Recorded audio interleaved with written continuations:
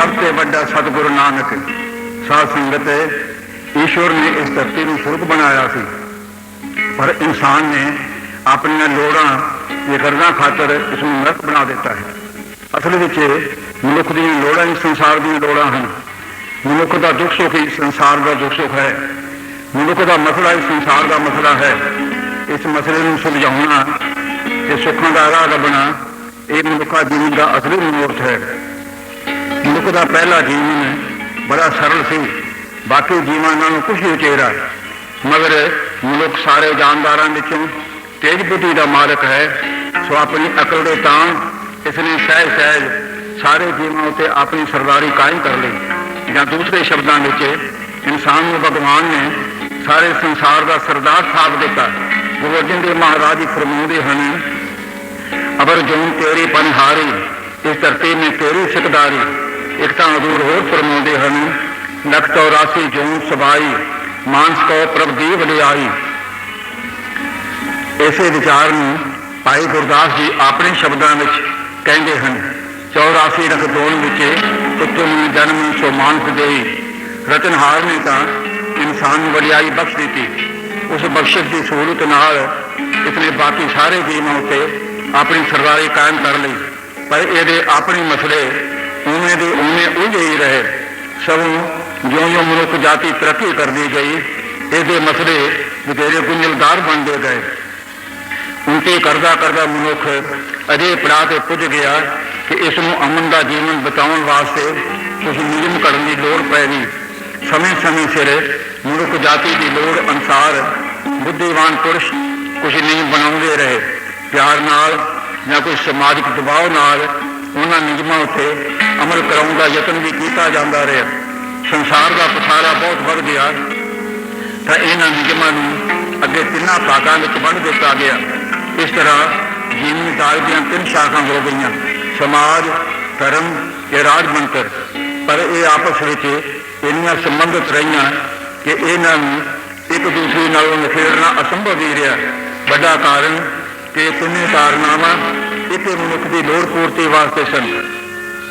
ये नियम करने वालियां ने उस करड़ाई को काम लेना शुरू कर दिता।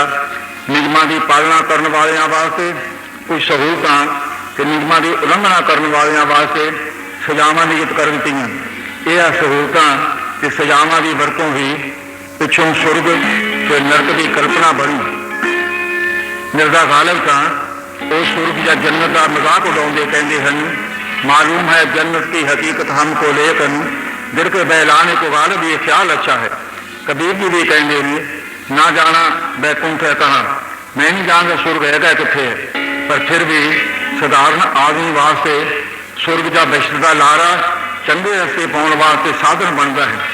समय के नाल नाल समाज के राजमंत्र के नियम तो बदलते रहे, पर धर्म के असूल करड़े होंदे गए।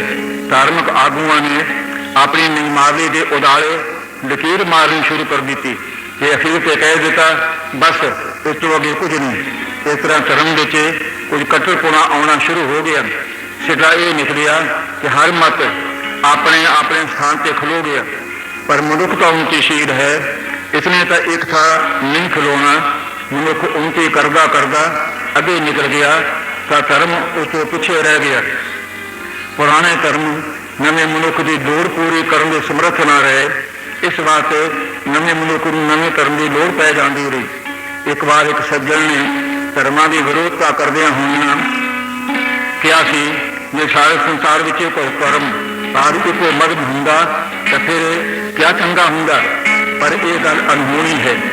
एको धर्म केवल जानवरों का हो सकता है, मनुखों का नहीं। भारतीय पुरातन विचारधारा अनुसार सृष्टि की उत्पत्ति के आरंभ में एक सी शिव जी ते एक उसका साथी बलद नादिया, जिसे शिव जी असवारी कराया करता सी। नादिया का धर्म नहीं बदलिया, ना ही कदे बदलेगा। नादिया की औलाद अज भी उत्थे ही खड़ी है जिसे शिव जी के समय सी। पर शिव जी की औलाद पहाड़ों दी कंदरां ते दरख्तां दी कोड़ां विचों निकल के अज चंद उत्ते जा पहुंची है तो वह धर्म एक थां स्थिर किवें रह सकता है। ये 5 साल की उम्र में बनिया कोट 20 साल पिछों उस मनुख को पूरा नहीं आ सकता ਤਾਂ ਹਜ਼ਾਰਾਂ ਸਾਲ ਪਹਿਲਾਂ ਦਾ ਸਿੱਖਰ ਧਰਮ ਵੀ ਅੱਜ ਦੇ ਉੱਨਤ ਮਨੁੱਖ ਦੀਆਂ ਲੋੜਾਂ ਪੂਰੀਆਂ ਨਹੀਂ ਕਰ ਸਕਦਾ। ਇਸ ਵਾਸਤੇ ਨਵੇਂ ਮਨੁੱਖ ਨੂੰ ਨਵੇਂ ਧਰਮ ਦੀ ਲੋੜ ਪੈ ਜਾਂਦੀ ਰਹੀ ਹੈ ਤੇ ਉਹ ਲੋੜ ਪੂਰੀ ਕਰਨ ਵਾਸਤੇ ਨਵੇਂ ਧਰਮ ਵਜੂਦ ਵਿੱਚ ਆਉਂਦੇ ਰਹੇ ਹਨ। ਐਸਾ ਹੋਣਾ ਕੁਦਰਤ ਦੇ ਨਿਯਮਾਂ ਅਨੁਸਾਰ ਸੁਭਾਵਿਕ ਹੈ। ਜਿਵੇਂ ਹਰ ਬਿਰਛ ਆਪਣੇ ਸਮੇਂ ਸਿਰ ਪੁੰਗਰਦਾ ਹੈ, ਹਰ ਮੌਸਮ ਆਪਣੇ ਸਮੇਂ ਸਿਰ ਬਦਲਦਾ ਹੈ, ਉਸੇ ਤਰ੍ਹਾਂ ਨਵਾਂ ਧਰਮ ਵੀ ਆਪਣੇ ਸਮੇਂ ਸਿਰ ਹੀ ਵਜੂਦ ਵਿੱਚ ਆਇਆ ਕਰਦਾ ਹੈ। ਸਮੇਂ ਦੇ ਹਾਲਾਤ ਉਹਦੀ ਲੋੜ ਅਨੁਭਵ ਕਰਦੇ ਹਨ ਤਾਂ ਤਦ ਨਵਾਂ ਧਰਮ ਵਜੂਦ ਵਿੱਚ ਆਉਂਦਾ ਹੈ। ਗੀਤਾ ਵਿੱਚ ਭਗਵਾਨ ਕ੍ਰਿਸ਼ਨ ਕਹਿੰਦੇ ਹਨ, ਹੇ ਅਰਜਨ, ਜਦ ਜਦ ਧਰਮ ਦੀ ਹਾਨੀ ਹੁੰਦੀ ਹੈ ਤੇ ਪਾਪਾਂ ਵਿੱਚ ਵਾਧਾ ਹੁੰਦਾ ਹੈ ਤਾਂ ਕਰ ਹੀ ਮੈਂ ਦੇਹ ਧਾਰ ਕੇ ਆਉਂਦਾ ਹਾਂ। ਸਾਧੂ ਪੁਰਸ਼ਾਂ ਦੇ ਪਾਰ ਉਤਾਰੇ ਲਈ ਤੇ ਪਾਪੀਆਂ ਦੇ ਨਾਸ਼ ਕਰਨ ਵਾਸਤੇ, ਦੁਬਾਰਾ ਧਰਮ ਸਥਾਪਿਤ ਕਰਨ ਵਾਸਤੇ ਮੈਂ ਹਰ ਯੁੱਗ ਵਿੱਚ ਪ੍ਰਗਟ ਹੁੰਦਾ ਹਾਂ। ਦੇਖੋ ਗੀਤਾ ਅਧਿਆਇ 4 ਸ਼ਲੋਕ 7ਵਾਂ ਤੇ 8ਵਾਂ। ਮੈਂ ਇਸ ਦਾ ਅਰਥ ਇਹ ਲੈਂਦਾ ਹਾਂ ਕਿ ਜਦ ਵੀ ਮਨੁੱਖ ਸਮਾਜ ਦਾ ਆਚਰਣ ਵਿਗੜਦਾ ਹੈ, ਧਰਮ ਦੀ ਥਾਂ ਕੂੜ ਪ੍ਰਦਾਨ ਹੋ ਜਾਂਦਾ ਹੈ ਤਾਂ ਮਨੁੱਖਤਾ ਦੀ ਰੱਖਿਆ ਵਾਸਤੇ ਈਸ਼ਵਰ ਦੀ ਭੇਜੀ ਕੋਈ ਮਹਾਨ ਆਤਮਾ ਸੰਸਾਰ ਵਿੱਚ ਆਉਂਦੀ ਹੈ। ਦੇਖਣਾ ਇਹ ਹੈ ਕਿ ਜਦ ਗੁਰੂ ਨਾਨਕ ਦੇਵ ਮਹਾਰਾਜ ਜੀ ਪ੍ਰਗਟ ਹੋਏ ਉਸ ਵੇਲੇ ਸਮੇਂ ਦੇ ਹਾਲਾਤ ਇਹੋ ਜਿਹੇ ਭਿਆਨਕ ਸਨ। ਭਾਈ ਗੁਰਦਾਸ ਜੀ ਪਹਿਲੀ ਵਾਰ ਦੀ 7ਵੀਂ ਪੌੜੀ ਵਿੱਚ ਵਰਣਨ ਕਰਦੇ ਹਨ, ਮਾਇਆ ਮੋਈ ਮਾਦਨੀ ਕਲ ਕਲ ਵਾਲੀ ਸਭ ਪਰਮਾਈ, ਉੱਠੀ ਵਿਦਾਨ ਜਗਤ ਵਿੱਚ ਹਉਮੈ ਅੰਦਰ ਗਲੇ ਲੁਕਾਈ, ਕੋਈ ਨਾ ਕਿਸੇ ਪੂਜਦਾ ਊਚ ਨੀਚ ਸਭ ਗਤ ਬਿਸਰਾਈ, ਪੈ ਅਗਲੀ ਪਾਤਸ਼ਾਹ ਕਲ ਕਾਤੀ ਉਮਰਾਵ ਕਸਾਈ, ਰਹਿ ਆਤ ਪਾਵਸ ਤੋਂ ਜੁਗੀ ਚੌਥੇ ਯੁੱਗ ਜੋ ਦੇਸ਼ ਪਾਈ, ਕਰਮ ਪ੍ਰਸ਼ਟ ਸਭ ਪਈ ਲੁਕਾਈ। ਇਸ ਚੌਥੇ ਯੁੱਗ ਵਿੱਚ ਭਾਵ ਕਲਯੁੱਗ ਦੀ ਉਸ ਵੇਲੇ ਦੀ ਹਾਲਤ ਬਿਆਨ ਕੀਤੀ ਹੈ। ਮਾਇਆ ਨੇ ਸਾਰੇ ਸੰਸਾਰ ਨੂੰ ਮੋਹਿਆ ਹੋਇਆ ਹੈ। ਸਾਰੇ ਕਲੇ ਵਾਲੀ ਨੀਤੀ ਵਿੱਚ ਪਰਵੇ ਹੋਏ ਹਨ। ਲੋਕਾਂ ਦੇ ਮਨਾਂ ਵਿੱਚ ਈਰਖਾ ਦੁਵੈਤ ਦਾ ਬੋਲਬਾਲਾ ਹੈ। ਹਉਮੈ ਦੀ ਅੱਗ ਵਿੱਚ ਸੜ ਰਹੇ ਪ੍ਰਾਣੀ ਨੂੰ ਕੋਈ ਸੰਭਾਲਣ ਵਾਲਾ ਨਹੀਂ, ਕੋਈ ਕਿਸੇ ਦਾ ਸਤਿਕਾਰ ਨਹੀਂ ਕਰਦਾ। ਉੱਤਮ ਗੁਣਾਂ ਤੇ ਨੀਵੇਂ ਔਗੁਣਾਂ ਦੀ ਸੋਝੀ ਵਿਸਰ ਗਈ ਹੈ। ਬਾਦਸ਼ਾਹ ਅਨਿਆਈ ਹੋ ਗਏ ਹਨ ਤੇ ਉਹਨਾਂ ਦੇ ਮੁਸਾਹਬ ਸਲਾਹਕਾਰ ਕਸਾਈਆਂ ਵਾਲੇ ਸੁਭਾਅ ਦੇ ਮਾਲਕ ਬਣ ਗਏ ਹਨ। ਪਿਛਲੇ 3 ਯੁੱਗਾਂ ਵਾਲਾ ਜਪ ਤਪ ਤੇ ਸਾਧਨਾ ਖਤਮ ਹੋ ਗਈ ਹੈ। ਚੌਥੇ ਯੁੱਗ ਭਾਵ ਕਲਯੁੱਗ ਦਾ ਪਹਿਲਾ ਸੀ। ਜੋ ਕੁਛ ਕੋਈ ਦਿੰਦਾ ਸੀ ਉਹਦਾ ਫਲ ਪਾ ਰਿਹਾ ਸੀ। ਭਾਈ ਗੁਰਦਾਸ ਜੀ ਅਖੀਰਲੀ ਪੰਕਤੀ ਵਿੱਚ ਸਿੱਟਾ ਕਰਦੇ ਹਨ ਕਿ ਸਾਰੀ ਖਲਕਤ ਹੀ ਕਰਮ ਪ੍ਰਸ਼ਟ ਹੋ ਚੁੱਕੀ ਸੀ। 17ਵੀਂ ਪੌੜੀ ਵਿੱਚ ਫਿਰ ਭਾਈ ਸਾਹਿਬ ਲਿਖਦੇ ਹਨ, ਜੋ ਗਰਦੀ ਜਬ ਹੋ ਗਏ ਉਲਟੇ ਯੁੱਗ ਕਿਆ ਹੋਏ ਵਰਤਾਰਾ, ਉੱਥੇ ਗਦਾਨ ਜਗਤ ਵਿੱਚ ਵਰਤੇ ਪਾਪ ਭਰਮ ਸੰਸਾਰਾ, ਵਰਨਾ ਵਰਨਾ ਪਾਵਨੀ ਕਹਿ ਕੇ ਮਰਨ ਬਾਂਸਣ ਦੇ ਆ ਰਿਹਾ। ਹੁਣ ਗੁਰੂ ਜਗਤ ਨਾਨਕ ਹੁਣ ਜਗਤ ਤਾਰੇ ਗੁਰੂ ਨਾਨਕ ਦੇਵ ਮਹਾਰਾਜ ਜੀ ਦੇ ਆਪਣੇ ਮੁਖਾਰਬਿੰਦ ਤੋਂ ਉਸ ਸਮੇਂ ਦੀ ਹਾਲਤ ਬਾਰੇ ਸੁਣੋ। ਹਜ਼ੂਰ ਫਰਮਾਉਂਦੇ ਹਨ, ਕੱਲ ਹੋਈ ਕੁੱਤੇ ਮੁਨੀ ਖਾਜ ਹੋਆ ਮੁਰਦਾਰ, ਕੂੜ ਬੋਲ ਬੋਲ ਭੌਂਕਣਾ ਚੂਕਾ ਧਰਮ ਵਿਚਾਰ, ਰੱਬ ਨੂੰ ਭੁੱਲੇ ਹੋਏ ਕਲਯੁਗੀ ਜੀਵ ਕੁੱਤੇ ਦੇ ਮੂੰਹ ਵਾਲੇ ਬਣੇ ਹੋਏ ਹਨ ਤੇ ਉਹਨਾਂ ਦੀ ਖੁਰਾਕ ਮੁਰਦਾਰ ਹੈ। ਪਰਾਏ ਹੱਕ ਨੂੰ ਮਹਾਰਾਜ ਮੁਰਦਾਰ ਨਾਲ ਤਸ਼ਬੀਹ ਦਿੰਦੇ ਹਨ। ਦੇਖੋ ਮਾਲ ਦੀ ਵਾਰ ਹੱਕ ਪਰਾਇਆ ਨਾਨਕਾ ਉਸੂਰ ਉਸ ਗਾਏ, ਗੁਰ ਪੀਰ ਹਾਮਾ ਤਾ ਪਰੇ ਜਾਂ ਮੁਰਦਾਰ ਨਾ ਖਾਏ। ਮੁਰਦਾਰ ਪਰਾਇਆ ਹੱਕ, ਪਰ ਉਸ ਸਮੇਂ ਤਾਂ ਪਰਾਏ ਹੱਕ ਨੂੰ ਆਪਣਾ ਸਮਝਿਆ ਜਾ ਰਿਹਾ ਸੀ। ਪਰਾਇਆ ਹੱਕ ਮਾਰਨ ਵਾਲਾ ਬਲਵਾਨ ਤੇ ਚਾਤਰ ਮੰਨਿਆ ਜਾਂਦਾ ਸੀ। ਇਸ ਪੰਕਤੀ ਵਿੱਚ ਮਹਾਰਾਜ ਨੇ ਉਸ ਸਮੇਂ ਦੀ ਸਹੀ ਤਸਵੀਰ ਪੇਸ਼ ਕਰ ਦਿੱਤੀ ਹੈ। ਸ਼ਰਮ ਧਰਮ ਦੋ ਛੱਤ ਖਲੋਏ, ਕੂੜ ਫਿਰੇ ਪ੍ਰਦਾਨ ਦੇ ਨਾਲੋਂ।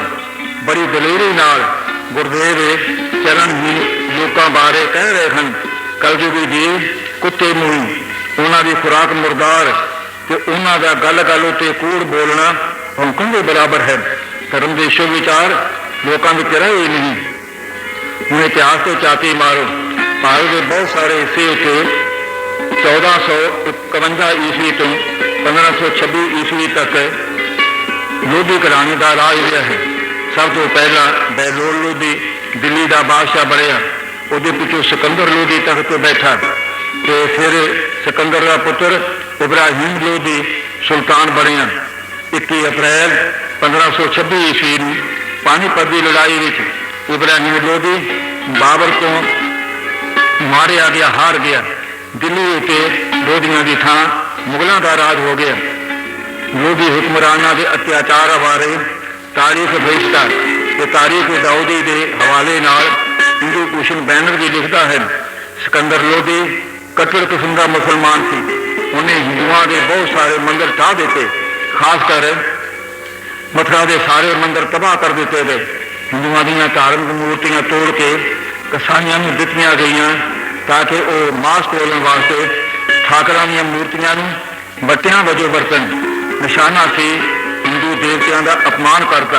इत्थे ही बस नहीं, लोधियां दे खासकर सिकंदर के राज में हजारां बेगुनाह हिंदू तलवार की तार लगा दिते गए। भारत के अजे हालात मंग करते सन कि कोई महान पुरुष मनुखता की कल्याण वास्ते प्रगट होवे। अजे धार्मिक आगू की लोड़ महसूस करते हुए भाई गुरदास जी फरमाउंदे हन, बाद गुरु अंधेर है खै खै मर्द बौद्ध लोआ, वरत्या पाप जगत ते तौल उडीना निज दिन रोआ। बाग दया बड़ हून हो निकल चलो रसातल टोआ, खड़ा एक ते पैर ते पाप संग बहु पारा हुआ। थमे कोई न साध बिन साधना दिसे जग में कोआ, धर्म तौल पुकारे तड़े खड़ोआ। पुरातन भारतीय ऋषियों के विचार अनुसार धरती का भार तौल नाम का बल्द उठाई खड़ा है। गुरु नानक देव महाराज जी के विचार अनुसार तौल नाम धर्म का है जो दया विचों जन्मदा है। तौल धर्म दया का पूत संतोख भला थाप रखा जिन सूत। भाई गुरदास जी का वाक है कि पापां के भार थले दबया होया धर्म पुकार कर रहा सी कि कोई महान पुरुष आके मेरा सहारा बने। पुरातन धार्मिक रवायत अनुसार जब जब भी पापां की चढ़ मचदी रही है तो धरती ईश्वर के अगे पुकार करती रही है कि कोई महान पुरुष मेरे पापां का पार हौला करने वास्ते प्रगट होए। यह विचार मेरे शब्दों में सुनो, जिन्हों मजमा वाले कहन कचहरी धर्म की, दुखा मारी धरती उठे जा पुकार दी। कहती पापां की हद हो गई मेरे दातिया, पैदी हूंद जाप की शक विच बख्शण हार दी। जिन्ना देना सी उपदेश जगत नूं धर्म का, पट्टे नित पढ़ाउंदे रहिंदे अत्याचार दी। हाकम थापे गए सी प्रजा पालन वास्ते, प्रजा खान की नीति बन गई है सरकार की। लोड़ सी ढालां दी छां करदा कोई गरीब ते, तीरथ त्याग बुझे ना योधे दी तलवार दी। ऐ प्रभ रचनहार ते रचना अपनी सांभ लै, मान स्वरूप दैंता दा मैं नहीं पार सहार दी। ते जे चाहुंदा है ये दुनिया तेरी बसदी रहे, छेती तेज कोई रू सच्ची पर उपकार दी। शीतल मैं नहीं जा हुण दिसना किसी पुलेखे ते, मानस देवी होवे जोत होवे करतार दी। पुरातन धर्म अनुसार कदे ईश्वर मछ बन के आ गया, कदे कच्छू बन के आ गया, कदे बड़ा भाव सूर बन के आ गया, कदे नरसिंह बन के आ गया। जिता हेरला कर बंदे का ये उतला शेर का सी। धरती कह रही है कि मैनू अज उस गुरु की लोड़ है जो जोत निरंकार की होवे पर जामा इंसान का। ये पुकार सुन के भाई गुरदास जी कहते हैं, सुनी पुकार दातार प्रभ गुरु नानक जग माए पठाया। इस पौड़ी की अखीरली पंक्ति विच भाई साहब महाराज के मातलोक विच आउण दा मंत्र दसदे हैं। कल तारन गुरु नानक आया। अगे चल के भाई साहब 27वीं पौड़ी विच फरमाउंदे हैं, सतगुरु नानक प्रगटिया मिटी धुंध जग चानन होआ, ज्यों कर सूरज निकलिया तारे छपे अंधेर पुलोआ। आखिरी पंक्ति विच गुरमुख कल विच प्रगट होआ। भाई साहब महाराज वास्ते शब्द गुरमुख वरतते हैं। गुरमुख का अर्थ है ईश्वर की रजा में चलने वाला। गुरु अर्जन देव जी गुरु नानक देव महाराज जी बारे अपनी राय प्रगट करते हैं। सब तो बड़ा सतगुरु नानक जिन कल आखी मेरी। गुरबाणी सतगुरु गुरुदेव गुरु सारे शब्द का एको अर्थ है। गुरु ग्रंथ साहिब ਗੁਰੂ ਸ਼ਬਦ ਬਹੁਤੇ ਥਾਈਂ ਈਸ਼ਵਰ ਵਾਸਤੇ ਆਉਂਦਾ ਹੈ। ਜਿਵੇਂ ਗੁਰੂ ਨਾਨਕ ਦੇਵ ਮਹਾਰਾਜ ਫਰਮਾਉਂਦੇ ਹਨ, ਅਪਰੰਪਰ ਪਾਰ ਬ੍ਰਹਮ ਪਰਮੇਸ਼ਰ ਨਾਨਕ ਗੁਰ ਮਿਲਿਆ ਸੋਈ ਜੀਓ, ਗੁਰ ਪਰਮੇਸ਼ਰ ਨਾਨਕ ਭੇਟਿਓ ਸੱਚ ਸ਼ਬਦ ਨੰਦੇਰਾ, ਜੋ ਆਇਆ ਸੋ ਚੱਲ ਸੀ ਅਮਰ ਸੋ ਗੁਰ ਕਰਤਾਰ। ਪੰਜਵੇਂ ਪਾਤਸ਼ਾਹ ਵੀ ਇਸੇ ਵਿਚਾਰ ਦੀ ਪ੍ਰੋੜਤਾ ਕਰਦੇ ਹਨ। ਪਾਰ ਬ੍ਰਹਮ ਪੂਰਨ ਗੁਰਦੇਵ, ਗੁਰ ਪਰਮੇਸ਼ਰ ਏਕ ਹੈ, ਸਭ ਮੈਂ ਰਹਿ ਸਮਾਏ, ਗੁਰ ਪਰਮੇਸ਼ਰ ਏਕੋ ਜਾਣ, ਗੁਰ ਪਾਰ ਬ੍ਰਹਮ ਪਰਮੇਸ਼ਰ ਆਪ। ਇਹਨਾਂ ਸਾਰੀਆਂ ਪੰਗਤਾਂ ਵਿੱਚ ਗੁਰ ਸ਼ਬਦ ਨਿਰੰਕਾਰ ਵਾਸਤੇ ਆਇਆ ਹੈ। ਇਹਦਾ ਇਹ ਅਰਥ ਬਿਲਕੁਲ ਨਹੀਂ ਕਿ ਗੁਰੂ ਮਹਾਰਾਜ ਜੀ ਨੂੰ ਪਰਮੇਸ਼ਰ ਮੰਨਿਆ ਗਿਆ ਹੈ, ਜਿਵੇਂ ਗੀਤਾ ਵਿੱਚ ਭਗਵਾਨ ਕ੍ਰਿਸ਼ਨ ਨੂੰ ਈਸ਼ਵਰ ਮੰਨਿਆ ਗਿਆ ਹੈ। ਸਗੋਂ ਅਸਲੀ ਗੁਰੂ ਪਰਮਾਤਮਾ ਨੂੰ ਮੰਨਿਆ ਗਿਆ ਹੈ। ਹੁਣ ਉਹ ਪ੍ਰਮਾਣ ਸੁਣੋ ਜਿਨ੍ਹਾਂ ਵਿੱਚ ਗੁਰੂ ਦਾ ਜਾਂ ਸਤਿਕਾਰ, ਜਿਨ੍ਹਾਂ ਵਿੱਚ ਗੁਰੂ ਜਾਂ ਸਤਿਗੁਰ ਸ਼ਬਦ ਗੁਰੂ ਨਾਨਕ ਦੇਵ ਜੀ ਵਾਸਤੇ ਆਏ ਹਨ। ਗੁਰੂ ਅਰਜਨ ਦੇਵ ਮਹਾਰਾਜ ਫਰਮਾਉਂਦੇ ਹਨ, ਸਤਿਪੁਰਖ ਜਿਨ ਜਾਣਿਆ ਸਤਿਗੁਰ ਤਿਸ ਕਾ ਨਾਮ, ਤਿਸਕੇ ਸੰਗ ਸਿੱਖ ਉਧਰੇ ਨਾਨਕ ਹਰਿ ਗੁਣ ਗਾਓ। ਇਹ ਤੇ ਸਤਿਗੁਰ ਸ਼ਬਦ ਦੀ ਵਿਆਖਿਆ ਕੀਤੀ ਗਈ ਹੈ। ਜਿਸਨੇ ਸਤਿਪੁਰਖ ਭਾਵ ਈਸ਼ਵਰ ਨੂੰ ਸਮਝ ਲਿਆ ਹੈ, ਪਰਮਾਤਮਾ ਦਾ ਜਿਸ ਨੂੰ ਪੂਰਨ ਗਿਆਨ ਹੋ ਗਿਆ ਹੈ, ਉਹਦਾ ਨਾਮ ਸਤਿਗੁਰ ਹੈ ਜਾਂ ਉਹ ਆ ਸਤਿਗੁਰੂ ਅਖਵਾਉਣ ਦਾ ਹੱਕਦਾਰ ਹੈ। ਤੀਸਰੇ ਪਾਤਸ਼ਾਹ ਫਰਮਾਉਂਦੇ ਹਨ, ਅਬ ਗੁਣ ਕਾਟ ਗੁਣ ਹਿਰਦੇ ਸਮਾਏ, ਪੂਰੇ ਗੁਰੂ ਕਾ ਸਹਿਜ ਸੁਭਾਏ। ਪੰਜਵੇਂ ਪਾਤਸ਼ਾਹ ਪੂਰੇ ਗੁਰੂ ਦੇ ਗੁਣ ਗਾਉਂਦੇ ਹਨ। ਹੁਣ ਬਲਿਹਾਰੀ ਸਤਿਗੁਰ ਪੂਰੇ ਸ਼ਰਨ ਕੇ ਦਾਤੇ ਬਚਨ ਕੇ ਸੂਰੇ। ਇੱਕ ਤਾਂ ਹਜ਼ੂਰ ਹੋਰ ਫਰਮਾਉਂਦੇ ਹਨ, ਐਸਾ ਗੁਰ ਵਡ ਭਾਗੀ ਪਾਈਏ, ਜਿਤ ਮਿਲੇ ਹੈ ਪ੍ਰਭ ਜਾਪੇ ਰਾਮ। ਵੱਡੀਆਂ ਭਾਗਾਂ ਨਾਲ ਇਹੋ ਜਿਹਾ ਗੁਰੂ ਮਿਲਦਾ ਹੈ ਜਿਹਦੇ ਮਿਲਿਆਂ ਪ੍ਰਭੂ ਨੂੰ ਜਾਣਿਆ ਜਾ ਸਕੇ, ਈਸ਼ਵਰ ਦਾ ਗਿਆਨ ਹੋ ਸਕੇ। ਇਸੇ ਵਿਚਾਰ ਦੀ ਪ੍ਰੋੜਤਾ ਚੌਥੇ ਪਾਤਸ਼ਾਹ ਕਰਦੇ ਹਨ। ਹੁਣ ਸਤਿਗੁਰ ਵਿੱਤੋਂ ਵਾਰਿਆ ਜਿਨ ਹਰ ਪ੍ਰਭ ਦੀਆ ਦਿਖਾਏ, ਹੁਣ ਕੁਰਬਾਨੀ ਕੁਰ ਆਪਣੇ ਜਿਵੇਂ ਵਿਛੜਿਆ ਮੇਲਿਆ ਮੇਰਾ ਸਿਰਜਣਹਾਰਾ। ਇਹਨਾਂ ਪ੍ਰਮਾਣਾਂ ਤੋਂ ਇਹ ਵੀ ਸਪਸ਼ਟ ਹੋ ਗਿਆ ਕਿ ਗੁਰੂ ਤੇ ਪਰਮਾਤਮਾ ਇੱਕ ਨਹੀਂ, ਸਗੋਂ ਵੱਖਰੀਆਂ ਵੱਖਰੀਆਂ ਸ਼ਕਤੀਆਂ ਹਨ। ਗੁਰੂ ਨਾਨਕ ਦੇਵ ਜੀ ਨੂੰ ਈਸ਼ਵਰ ਨਹੀਂ ਗੁਰੂ ਮੰਨਦੇ ਹੋਏ ਗੁਰੂ ਅਰਜਨ ਦੇਵ ਮਹਾਰਾਜ ਸਭ ਤੋਂ ਵੱਡਾ ਸਤਿਗੁਰ ਮੰਨਦੇ ਹਨ। ਅਸਲ ਵਿੱਚ ਗੁਰੂ ਦਾ ਅਰਥ ਹੈ ਹਨੇਰੇ ਵਿੱਚ ਚਾਨਣ ਕਰਨ ਵਾਲਾ, ਰੱਬ ਦਾ ਗਿਆਨ ਦੇਣ ਵਾਲਾ, ਭੁੱਲਿਆਂ ਨੂੰ ਰਾਹ ਪਾਉਣ ਵਾਲਾ। ਇਸ ਹਿਸਾਬ ਕਿਸੇ ਧਰਮ ਨੂੰ ਚਲਾਉਣ ਵਾਲਾ ਗੁਰੂ ਕਿਹਾ ਜਾ ਸਕਦਾ ਹੈ। ਰਾਮ, ਕ੍ਰਿਸ਼ਨ, ਬੁੱਧ, ਈਸਾ, ਮੁਹੰਮਦ ਸਭ ਆਪਣੇ ਆਪਣੇ ਸਮੇਂ ਦੇ ਗੁਰੂ ਹਨ, ਪਰ ਗੁਰੂ ਨਾਨਕ ਦੇਵ ਜੀ ਨੂੰ ਸਭ ਤੋਂ ਵੱਡਾ ਕਿਹਾ ਗਿਆ ਹੈ। ਇਸ ਸੱਚਾਈ ਨੂੰ ਸਮਝਣ ਦੀ ਲੋੜ ਹੈ। ਇੱਕ ਬਿਰਛ ਦੀ ਛਾਂ ਵਿੱਚ 10 ਆਦਮੀ ਬੈਠ ਸਕਦੇ ਹਨ, ਦੂਸਰੇ ਦੀ ਛਾਂ ਵਿੱਚ 100 ਬੈਠ ਸਕਦਾ ਹੈ। ਤੀਸਰੇ ਦਾ ਆਕਾਰ ਬਹੁਤ ਵੱਡਾ ਹੈ, ਉਹ 1000 ਪ੍ਰਾਣੀਆਂ ਨੂੰ ਆਪਣੀ ਛਾਂ ਵਿੱਚ ਲੈ ਸਕਦਾ ਹੈ। ਅਸੀਂ ਕਹਾਂਗੇ 10 ਨੂੰ ਛਾਂ ਦੇਣ ਵਾਲੇ ਨਾਲੋਂ 100 ਨੂੰ ਛਾਂ ਦੇਣ ਵਾਲਾ ਵੱਡਾ ਹੈ। ਉਹਦੇ ਮੁਕਾਬਲੇ ਤੇ 1000 ਨੂੰ ਆਪਣੀ ਛਤਰ ਛਾਇਆ ਵਿੱਚ ਲੈਣ ਵਾਲਾ ਵਡੇਰਾ ਹੈ। ਪਰ ਜਿਸਦੀ ਛਾਂ ਥੱਲੇ ਸਾਰੇ ਸ਼ਾਂਤੀ ਪਾ ਸਕਣ, ਆਸਰਾ ਪਾ ਸਕਣ, ਉਹ ਸਭ ਤੋਂ ਵੱਡਾ ਮੰਨਿਆ ਜਾ ਸਕਦਾ ਹੈ। ਇਹ ਮਿਸਾਲ ਸੱਚਾਈ ਤੱਕ ਪਹੁੰਚਣ ਲਈ ਸਾਡੀ ਸਹਾਇਤਾ ਕਰਦੀ ਹੈ। ਭਗਵਾਨ ਰਾਮਚੰਦਰ ਦਾ ਧਰਮ ਸਾਰੇ ਪ੍ਰਾਣੀ ਮਾਤਰਾ ਵਾਸਤੇ ਨਹੀਂ, ਕੇਵਲ ਉਹ ਜਾਤੀਆਂ ਵਾਸਤੇ ਹੈ। ਦੂਸਰੇ ਸ਼ਬਦਾਂ ਵਿੱਚ ਉਹ ਧਰਮ ਪੰਡਤ ਦੇ ਅਧੀਨ ਹੈ।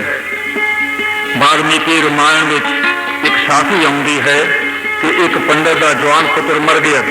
ਸਾਰੇ ਪੰਡਤਾਂ ਨੇ ਮਿਲ ਕੇ ਭਗਵਾਨ ਰਾਮਚੰਦਰ ਜੀ ਪਾਸ ਰੋਸ ਪ੍ਰਗਟ ਕੀਤਾ ਕਿ ਆਪ ਜੀ ਦੇ ਰਾਜ ਵਿੱਚ ਕੋਈ ਅਨਰਥ ਹੋ ਰਿਹਾ ਹੈ, ਬਹੁਤ ਵੱਡਾ ਪਾਪ ਹੋ ਰਿਹਾ ਹੈ, ਜਿਸ ਵਾਸਤੇ ਪੰਡਤ ਪਿਤਾ ਦੇ ਜਿਉਂਦਿਆਂ ਉਹਦਾ ਪੁੱਤਰ ਮਰ ਗਿਆ ਹੈ। ਤੇ ਪੰਡਤ ਸੋਚਦਾ ਸੀ ਕਿ ਪੰਡਤ ਦਾ ਪੁੱਤਰ ਕਿਉਂ ਮਰੇ, ਬਾਕੀ ਭਾਵੇਂ ਸਾਰੀ ਦੁਨੀਆ ਮਰ ਜਾਏ।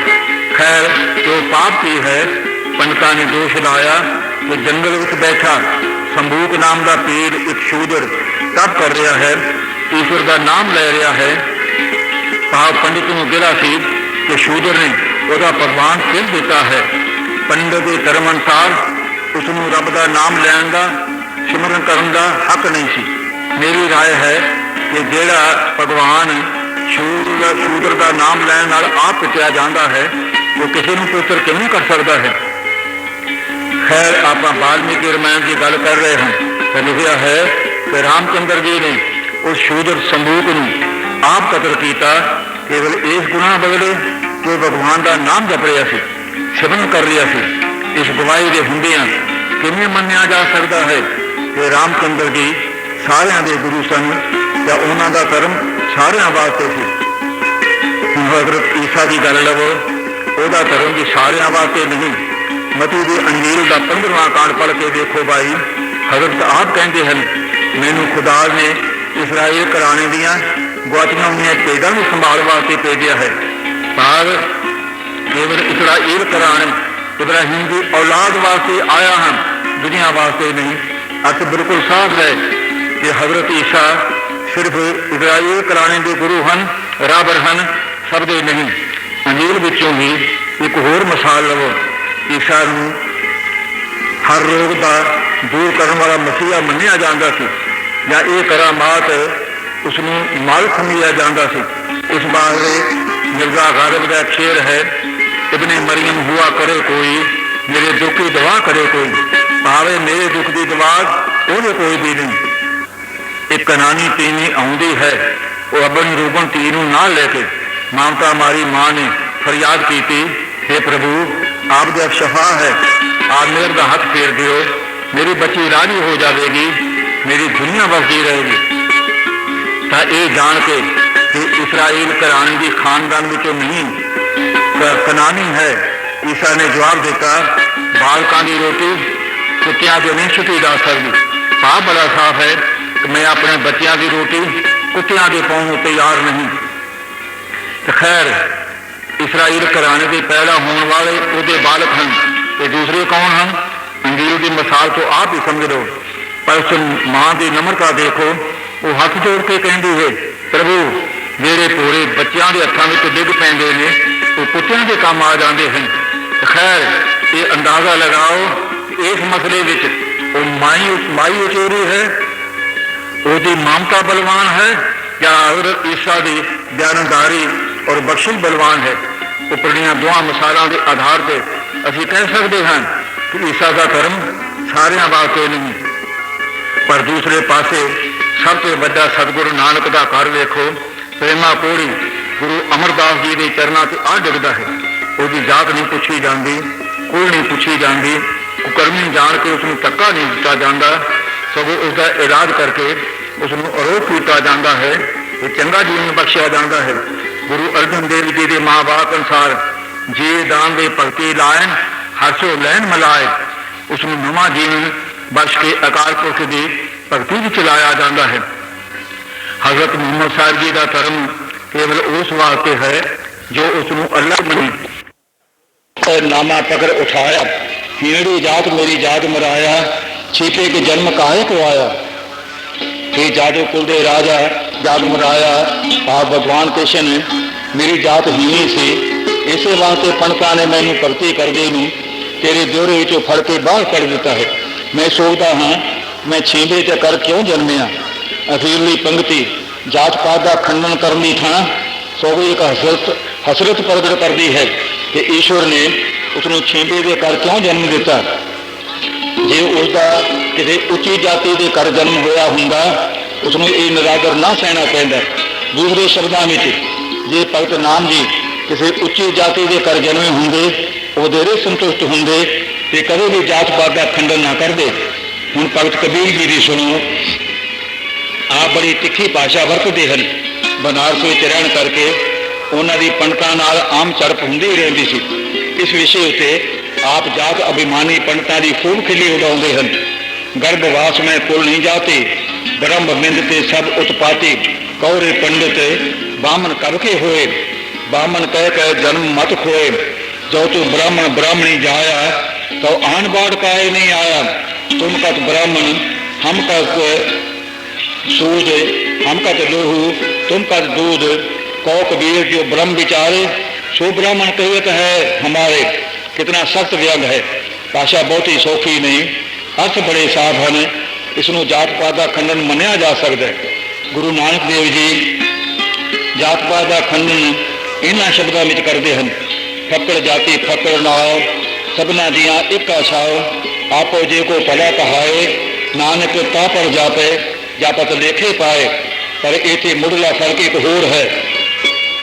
मन्नू की थापी वर्ण वंड के अनुसार नामदेव जी ते कबीर जी नीवी जाति विच मन्ने जाते हैं। नामदेव जी आप कहते हैं, हीनड़ी जात मेरी जात मराया, सूट सूट कर मार उठायो, ये पड़िया मोह को टेढ़ कहत।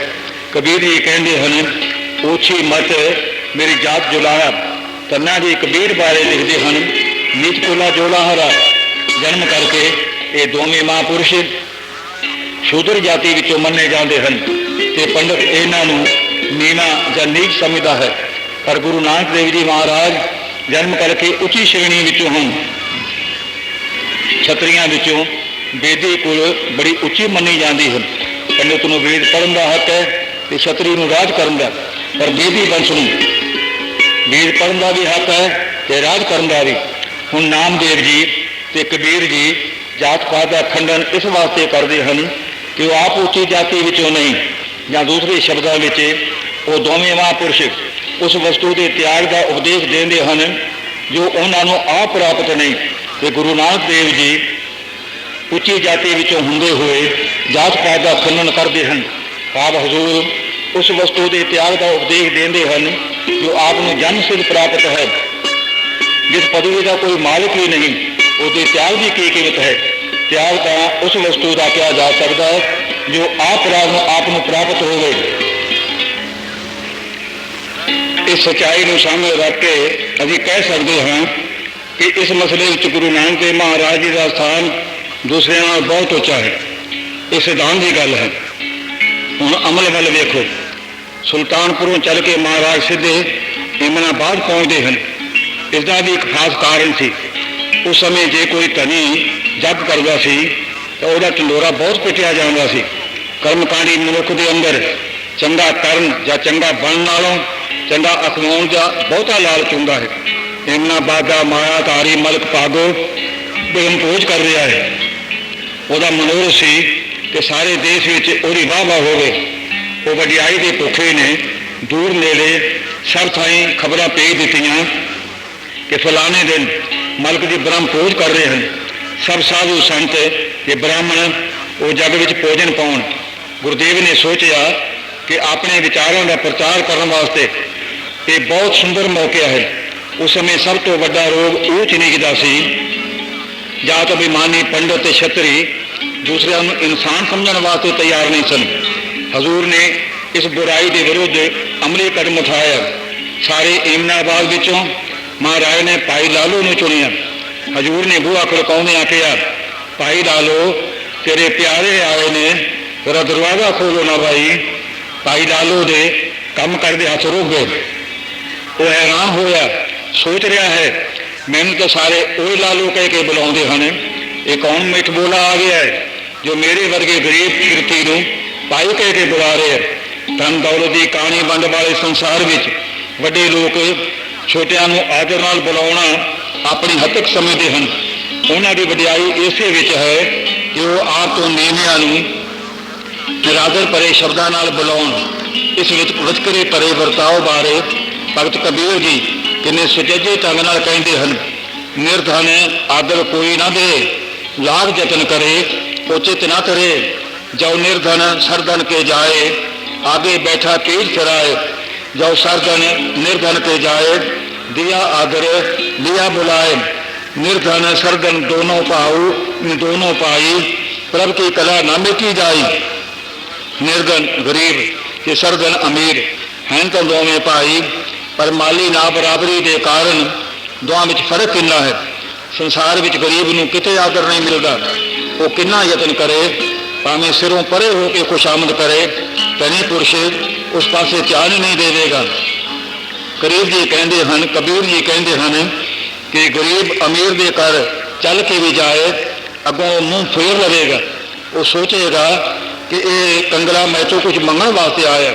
उसके उल्ट अमीर गरीब के कर जाए, भावें वो कोई वगार पाने वास्ते जाए, गरीब उन्होंने आदर मान नाल बिठावेगा। ये रखो ये माली ना बराबरी ही सारे वितरे की जड़ है। माया तो मुराद है ਜ਼ਿੰਦਗੀ ਦੀਆਂ ਲੋੜਾਂ ਪੂਰੀਆਂ ਕਰਨ ਦੇ ਸਾਧਨ ਮਾਇਆ ਦੀ ਸੁਚੱਜੀ ਵੰਡ ਹੀ ਮਨੁੱਖਾ ਜੀਵਨ ਨੂੰ ਸੁਖੀ ਬਣਾ ਸਕਦੀ ਹੈ।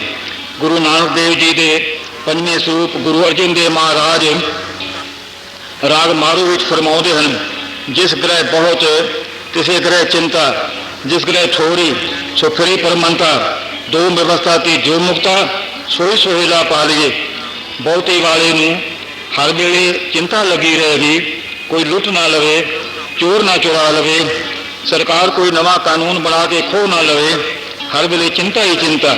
ਤੇ ਜਿਸ ਕੋਲ ਲੋੜ ਤੋਂ ਥੋੜੀ ਹੁੰਦੀ ਹੈ ਉਹ ਆਪਣੀ ਥੁੜ ਪੂਰੀ ਕਰਨ ਵਾਸਤੇ ਥਾਂ ਥਾਂ ਭਟਕਦਾ ਫਿਰਦਾ ਹੈ। ਹਜ਼ੂਰ ਫਰਮਾਉਂਦੇ ਹਨ, ਸੁਖੀ ਉਹ ਹੈ ਜੋ ਇਹਨਾਂ ਦੋਹਾਂ ਹਾਲਤਾਂ ਤੋਂ ਸੁਤੰਤਰ ਹੋਵੇ, ਜਾਂ ਦੂਸਰੇ ਸ਼ਬਦਾਂ ਵਿੱਚ ਮਾਇਆ ਦੀ ਵੰਡ ਅਜਿਹੀ ਹੋਣੀ ਚਾਹੀਦੀ ਹੈ ਕਿ ਹਰ ਇੱਕ ਦੀ ਲੋੜ ਪੂਰੀ ਹੋ ਸਕੇ। ਇਸ ਤਰ੍ਹਾਂ ਦੀਆਂ ਕਈ ਕਿਸਮ ਦੀਆਂ ਨਾ ਬਰਾਬਰੀਆਂ ਦੂਰ ਕਰਨ ਵਾਸਤੇ ਹੀ ਗੁਰੂ ਨਾਨਕ ਦੇਵ ਮਹਾਰਾਜ ਸੰਸਾਰ ਵਿੱਚ ਆਏ ਸਨ। ਅਸੀਂ ਭਾਈ ਲਾਲੂ ਦੀ ਗੱਲ ਕਰ ਰਹੇ ਸਾਂ। ਉਹਨੇ ਸੰਗਦੇ ਬੂਹਾ ਖੋਲਿਆ, ਸਾਹਮਣੇ ਗੁਰੂ ਨਾਨਕ ਦੇਵ ਮਹਾਰਾਜ ਤੇ ਭਾਈ ਮਰਦਾਨਾ ਨਜ਼ਰ ਆਏ। ਚੇਤੇ ਰੱਖੋ, ਜਿਹਦੇ ਅੰਦਰ ਸੱਚ ਹੈ ਉਹਦੇ ਚਿਹਰੇ ਤੇ ਵੀ ਜਲਾਲ ਹੋਏਗਾ। ਅਨੋਖਾ ਮਿਲਾਪ ਸੀ। ਗੁਰੂ ਮਹਾਰਾਜ ਹਿੰਦੂ ਸੰਤਾਂ ਵਾਲੇ ਲਿਬਾਸ ਵਿੱਚ ਸਨ ਤੇ ਮਰਦਾਨੇ ਨੇ ਮੁਸਲਮਾਨ ਫਕੀਰਾਂ ਵਾਲੀ ਪੋਸ਼ਾਕ ਪਹਿਨੀ ਹੋਈ ਸੀ। ਹਜ਼ੂਰ ਦਾ ਨੂਰਾਨੀ ਚਿਹਰਾ ਦੇਖ ਕੇ ਭਾਈ ਲਾਲੋ ਚਰਨਾਂ ਤੇ ਟਹਿ ਪਿਆ। ਉਹਨੇ ਬੜੀ ਸ਼ਰਧਾ ਨਾਲ ਹੱਥ ਜੋੜ ਕੇ ਕਿਹਾ, ਆਓ ਮਹਾਰਾਜ, ਧੰਨ ਭਾਗ ਜੋ ਆਪ ਜੈਸੇ ਮਹਾਂਪੁਰਸ਼ਾਂ ਨੇ ਮੇਰੇ ਵਰਗੇ ਗਰੀਬ ਦੇ ਘਰ ਵੀ ਚਰਨ ਪਾਏ ਹਨ। ਤਾਂ ਗੁਰਦੇਵ ਨੇ ਭਾਈ ਲਾਲੂ ਨੂੰ ਚਰਨਾਂ ਤੋਂ ਉਠਾ ਕੇ ਗਲ ਨਾਲ ਲਾ ਲਿਆ ਤੇ ਫਰਮਾਇਆ, ਭਾਈ ਲਾਲੋ, ਗਰੀਬ ਉਹ ਹੁੰਦਾ ਹੈ ਜੋ ਦੂਸਰਿਆਂ ਦਾ ਹੱਕ ਖੋ ਕੇ ਖਾਂਦਾ ਹੈ। ਤੂੰ ਤਾਂ ਆਪਣੀ ਧਰਮ ਦੀ ਕਿਰਤ ਕਰਕੇ ਖਾਣਾ ਹੈ। ਅਸੀਂ ਕੁਝ ਦਿਨ ਤੇਰੇ ਘਰ ਰਹਿਣ ਵਾਸਤੇ ਆਏ ਹਾਂ। ਮੈਂ ਨਿਰੰਕਾਰ ਦਾ ਬੰਦਾ ਨਾਨਕ ਹਾਂ।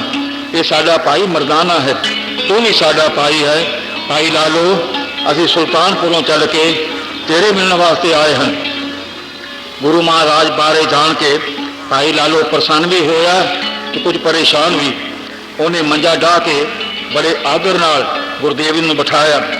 ਕੁਝ ਚਿਰ ਸੋਚਣ ਪਿੱਛੋਂ ਭਾਈ ਲਾਲੋ ਨੇ ਆਪਣੇ ਸਾਹਮਣੇ ਆਉਣ ਵਾਲੀ ਸਭ ਤੋਂ ਵੱਡੀ ਔਕੜ ਬਾਰੇ ਪੁੱਛਿਆ। ਮਹਾਰਾਜ, ਆਪ ਬੇਦੀ ਖੱਤਰੀ, ਮੈਂ ਗਰੀਬ ਸ਼ੂਦਰ, ਆਪ ਜੀ ਦੇ ਭੋਜਨ ਦਾ ਪ੍ਰਬੰਧ ਕਿਵੇਂ ਕੀਤਾ ਜਾਏ? ਗੁਰਦੇਵ ਨੇ ਬੋਲਾਂ ਵਿੱਚ ਮੁਸਕਰਾਉਂਦੇ ਆਖਿਆ, ਭਾਈ ਲਾਲੋ, ਨਾ ਅਸੀਂ ਛਤਰੀ ਹਾਂ, ਨਾ ਤੂੰ ਸ਼ੂਦਰ ਹੈ, ਅਸੀਂ ਸਭ ਭਾਈ ਹਾਂ। ਅਸੀਂ ਤੇਰੇ ਚੌਂਕੇ ਵਿੱਚ ਬਹਿ ਕੇ ਤੇਰੇ ਹੱਥਾਂ ਦੀ ਪੱਕੀ ਖਾਵਾਂਗੇ। ਜੰਗਲ ਦੇ ਅੱਗ ਵਾਂਗ ਸਾਰੇ ਨਗਰ ਵਿੱਚ ਇਹ ਖਬਰ ਫੈਲ ਗਈ, ਨਾਨਕ ਤਪਾ ਬੇਦੀ ਕੋਈ ਵਿੱਚੋਂ ਜੇ ਤੇ ਉਹ ਲਾਲੋ ਸ਼ੂਦਰ ਦੇ ਘਰ ਚੌਂਕੇ ਵਿੱਚ ਬਹਿ ਕੇ ਉਹਦੇ ਹੱਥਾਂ ਦੀ ਪੱਕੀ ਖਾ ਰਿਹਾ। ਦੂਸਰਾ ਉਹਦਾ ਸਾਥੀ ਜੇ ਇੱਕ ਮੁਸਲਮਾਨ ਮਰਾਸੀ ਮਰਦਾਨਾ। ਕੋਰ ਕਲਯੁਗ ਪੰਡਤਾਂ ਦੇ ਪਾ ਦੀ ਇਹ ਕੋਰ ਕਲਯੁਗ ਵਾਲੀ ਗੱਲ ਸੀ। ਉਹਨਾਂ ਮਲਕ ਭਾਗੋ ਪਾਸ ਜਾ ਸ਼ਿਕਾਇਤ ਕੀਤੀ। ਇੱਥੇ ਵਸਨੀ ਬ੍ਰਹਮ ਭੋਜ ਵਿੱਚ ਸ਼ਾਮਲ ਹੋਣ ਵਾਸਤੇ ਸੱਦਾ ਆਇਆ। ਮਹਾਰਾਜ ਨੇ ਇਨਕਾਰ ਕਰ ਦਿੱਤਾ। ਇਸ ਗੱਲ ਤੇ ਮਲਕ ਭਾਗੋ ਨੂੰ ਅੱਗ ਲੱਗ ਉੱਠੀ। ਉਹਨੇ ਏਮਨਾਬਾਦ ਦੇ ਹਾਕਮ ਦਾ ਅਹਿਲਕਾਰ, ਸਾਰੇ ਨਗਰ ਵਿੱਚੋਂ ਮਾਲਦਾਰ, ਫਿਰ ਬ੍ਰਹਮ ਪੂਜ ਕਰਨ ਦਾ ਉਹਨੂੰ ਮਾਣ। ਉਹਨੇ ਆਪਣੇ ਪਿਆਦੇ ਭੇਜ ਕੇ ਮਹਾਰਾਜ ਨੂੰ ਬੁਲਾ ਲਿਆ। ਗੁਰਦੇਵ ਆਪ ਇਹ ਮੌਕਾ ਚਾਹੁੰਦੇ ਸਨ। ਆਪ ਭਾਈ ਮਰਦਾਨੇ ਦੇ ਭਾਈ ਲਾਲੂ ਨੂੰ ਨਾਲ ਲੈ ਕੇ ਜਾ ਪਹੁੰਚੇ ਹਨ। ਅੱਗੇ ਬਹੁਤ ਸਾਰੇ ਪੰਡਿਤ ਤੇ ਸਾਧੂ ਤਪੀਏ ਇਕੱਠੇ ਹੋਏ ਸਨ। ਮਲਕ ਭਾਗੋ ਨੇ ਬੜੀ ਰੁੱਖੀ ਸੁਰ ਵਿੱਚ ਕਿਹਾ, ਤਪਾ ਜੀ, ਆਪ ਬ੍ਰਹਮ ਭੋਜ ਵਿੱਚ ਨਹੀਂ ਆਏ। ਇਹ ਲਾਲੋ ਦੀ ਕੋਦਰੀ ਦੀ ਰੋਟੀ ਸਾਡੇ ਮਾਲ ਪੂੜਿਆਂ ਨਾਲੋਂ ਵਧੇਰੇ ਚੰਗੀ ਸੀ। ਗੁਰਦੇਵ ਨੇ ਅੱਗੋਂ ਬੜੇ ਧੀਰਜ ਨਾਲ ਉੱਤਰ ਦਿੱਤਾ, ਮਲਕ ਜੀ, ਕਿਸੇ ਪਦਾਰਥ ਦਾ ਚੰਗਾ ਜਾਂ ਮਾੜਾ ਹੋਣਾ ਗ੍ਰਹਿਣ ਕਰਨ ਵਾਲੇ ਦੀ ਪਰਖ ਉੱਤੇ ਨਿਰਭਰ ਹੈ। ਭਾਈ ਲਾਲੋ ਦੀ ਧਰਮ ਦੀ ਕਿਰਤ ਕਮਾਈ ਤੇ ਕੋਦਰੇ ਦੀ ਰੋਟੀ ਸਾਡੇ ਵਾਸਤੇ ਅੰਮ੍ਰਿਤ ਹੈ। ਸਾਡੇ ਧਰਮ ਦੇ ਮੁੱਢਲੇ ਅਸੂਲ ਹਨ, ਨਾਮ ਜਪਣਾ, ਧਰਮ ਦੀ ਕਿਰਤ ਕਰਨਾ ਤੇ ਵੰਡ ਛਕਣਾ। ਧਰਮ ਦੀ ਕਿਰਤ ਦੇ ਬਰਾਬਰ ਹੋਰ ਕੋਈ ਪਦਾਰਥ ਨਹੀਂ ਪਹੁੰਚ ਸਕਦਾ। ਤਾਂ ਕਿ ਮੇਰੀ ਕਮਾਈ ਪਾਪ ਦੀ ਹੈ? ਮਲਕ ਭਾਗੋ ਨੇ ਪਹਿਲਾਂ ਨਾਲੋਂ ਵੀ ਕੌੜੀ ਸੁਰ ਵਿੱਚ ਕਿਹਾ, ਭਲੇ ਪੁਰਸ਼ੇ, ਇਹ ਸਾਥੋਂ ਨਾ ਪੁੱਛੇ, ਆਪਣੀ ਆਤਮਾ ਤੋਂ ਪੁੱਛ। ਗੁਰਦੇਵ ਨੇ ਉਸੇ ਤਰ੍ਹਾਂ ਮਿੱਠੇ ਸੁਰ ਵਿੱਚ ਕਿਹਾ, ਅਸੀਂ ਤਾਂ ਇਹ ਜਾਣਦੇ ਹਾਂ, ਜੇ ਰਤ ਲੱਗੇ ਕੱਪੜੇ, ਜਾਮਾ ਹੋਏ ਪਲੀਤ, ਜੋ ਰਤ ਪੀਵੇ ਮਾਨਸਾ, ਤਿਨ ਕਿਉਂ ਨਿਰਮਲ ਚੀਤ। ਕਿਰਤ ਕਰਨ ਵਾਲਾ ਗਰੀਬ ਲਹੂ ਪਾਣੀ ਇੱਕ ਕਰਕੇ ਕਮਾਈ ਕਰਦਾ ਹੈ। ਧੋਖੇ ਫਰੇਬ ਤੇ ਧੱਕੇ ਨਾਲ ਉਹਦੀ ਕਮਾਈ ਹੜਪ ਕਰਨ ਵਾਲਾ ਉਹਦਾ ਲਹੂ ਨਹੀਂ ਪੀਂਦਾ, होर की करदा है। जरा अपने अंदर छाती मार के देखो, जो तुसां धन एकत्र किया है ये सब तुहाडी धर्म की किरत कमाई है। इस विच किसी गरीब का लहू तो नहीं रलिया होया। बेईमानी की कमाई गरीब का खून हुंदा है, वो खाण नाल आदमी की बुद्धि भ्रष्ट हुंदी है। ज्ञानमान पुरुष वो क्यों खावे, ताकि कोदरे की रोटी भी दुध है तो मलक के माल पूरिया में लहू है। और एक पंडित ने मलक की वकालत करदिया कहा, महाराज ने बड़ी दृढ़ सुर में उत्तर दिता, साढ़े विचारां अनुसार ऐसा ही है। हक की कमाई भी दुध ही नहीं अमृत हुंदा है, तो गरीबों के रत निचोड़ निचोड़ के इकट्ठे किए हुए धन में लहू नहीं सगों जहर हुंदा है। नेकी के रस्ते चलने वाले पुरुषों को इस व्यूह तो बचना चाहिए है। मल कोल इस दलील का कोई उत्तर नहीं सी। ਉਹਦੀ हिमायत वास्ते एक होर पंडित जरा तिखी सुर विच बोले, ऐ नानक कपा एक पासे ला लो, शूदर के घर भोजन खा के तुस अपनी कुल जात का नाश कर लिया, दूजे पासे ब्रह्म भोज का न्यौंदा ठुकरा के तुस मर्यादा भंग की है। इसका तुहाडे कोल की उत्तर है? गुरुदेव ने मिठा मिठा मुस्कुराउंदियां उत्तर दिता, पंडित जी ये ऊच नीच जातियां तुहाड़ियां बनाईयां होईयां हन। अकाल पुरख की दरगाह विच कोई जात पात नहीं। जानो जोत न पूछो जाति, आगे जात ना है, अगे जात ना जोर है, अगे जियो नवे। जो सानू जानदा है उसे नूं साडी कुल जात का ज्ञान है। पर अगली दरगाह तो नवियां हाकमां नाल वाह पैना है। वो तो नहीं जानते कि तुसी पंडित हो या शूदर। असी जन्म करके जात नहीं मनते, बस इंसान इंसान है, ये उसकी जात पात है। आप कोई जात मनते भी हो? एक और पंडित ने सवाल किया, हाँ मनते हाँ, पर कर्म के आधार पर। गुरुदेव जवाब दे रहे ने, जात जन्म नहीं पूछिए, सच कर लियो बताए, सा जात सा पत है, जे कर्म कमाए। हजूर ने बड़े स्पष्ट शब्दों में किया, जरा दसन की कृपा करिए, आप किसनों प्यार करते हो, इन्होंने नीचा या उच्च जातियों? एक होर पंडित ने दो ही पासे हद का इशारा करके पूछा, जिन्होंने तुसी नीच कहते हो? हुजूर मुस्कुरा के बोले, ये ईश्वर की मेहर के हकदार हैं, मैं तो संगी साथी इन्हों का हाँ। महाराज ने नाम की मस्ती विच शब्द उचारिया, नीचा अंदर नीच जात, नीची हूँ अत नीच, नानक तिनके संग साथ, वड्या से प्यार इसका कारण हजूर फरमाउंदे हैं, जिथे नीच संभालियन तिथे नजर तेरी बख्शीश। हुण पंडित अपनी होंद साबित करने वास्ते कोई ना कोई सवाल करना चाहता सी। एक होर ने अंदर की पड़ास कढ़ी, कपा नानक आप शब्द साफ शब्दों में कहो, तुहाडी अपनी जात की है? गुरुदेव उस वाल देख के हस पे। होर ने दोवें हथ उठा के निरंकार संबोधन करदियां अपने मन में कहा, हे प्रभु ये लोग मेरी जात पुछते हैं, मैं की दसा? तू साहब मैं सांगी तेरा, पर मैं नानक जात कैसी? असल में मलक भागो कि भाई लालो समाजिक तौर पर दो श्रेणियों के प्रतिनिधि हैं। दुनिया के दो रूप हैं, दो पक्ष हैं, दो पासे हैं।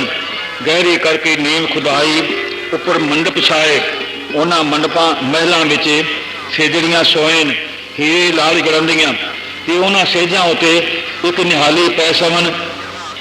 ये मलक भागो की दुनिया है। दूसरे पासे है किरती लालो की दुनिया, एक उपर रहन खड़े।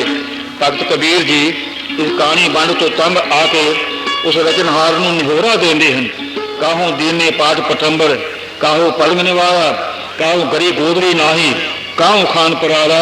हे प्रभु किसी को तू पट दे बस्तर पहनने वास्ते ते नवारी पलंग बलादन वास्ते बख्शे हैं, तो ਉਹਦੇ गुआढ़ी ਨੂੰ की दिता ही?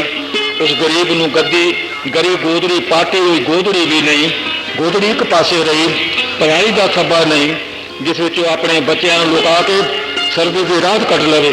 ये सारी मुसीबत माँ की कहानी बनने के कारण है। गुरु नानक देव जी फरमाउंदे हैं, जिस जर कारण कड़ी गुत्ती, तिन जर कड़ी खुआई, पापा बाजो होवे नाई, बोया साथ ना जाई। तीसरे पातशाह माया धारी अन्ना ते बोला कहते, माया धारी अत अन्ना बोला, सब न सुनी बहुरोल कचोला। पर जे दौलत की वंड ठीक हो जाए तो ये मनुख की दासी बन जाती है। ਨਾ ਕਿਸੇ ਕੋਲ ਲੋੜ ਤੋਂ ਘੱਟ ਹੋਵੇ, ਨਾ ਲੋੜ ਤੋਂ ਬਹੁਤੀ, ਫਿਰ ਸਾਰੇ ਸੁਖੀ ਰਹਿ ਸਕਦੇ ਹਨ। ਗੁਰੂ ਨਾਨਕ ਮਹਾਰਾਜ ਦਾ ਉਪਦੇਸ਼ ਹੈ, ਨਾਮ ਜਪੋ ਤਾਂ ਕਿ ਮਨ ਨਿਰਮਲ ਹੋਵੇ। ਧਰਮ ਦੀ ਕਿਰਤ ਕਰੋ, ਉਸ ਨਾਲ ਤਨ ਨਿਰਮਲ ਹੋਵੇਗਾ। ਉਸ ਧਰਮ ਦੀ ਕਿਰਤ ਕਮਾਈ ਵਿੱਚੋਂ ਕਿਸੇ ਲੋੜਵੰਦ ਨਾਲ ਵੰਡ ਕੇ ਛਕੋ, ਤੁਹਾਨੂੰ ਰੱਬ ਦਾ ਰਸਤਾ ਮਿਲ ਜਾਏਗਾ। ਕਾਲ ਖਾਏ ਕਿਛ ਹੱਥੋਂ ਦੇ, ਨਾਨਕ ਰਾਹ ਪਛਾਣੇ ਸੇ, ਆਖੋ ਧੰਨ ਗੁਰੂ ਨਾਨਕ ਦੇਵ ਮਹਾਰਾਜ। ਵਾਹਿਗੁਰੂ ਜੀ ਕਾ ਖਾਲਸਾ, ਵਾਹਿਗੁਰੂ ਜੀ ਕੀ ਫਤਿਹ।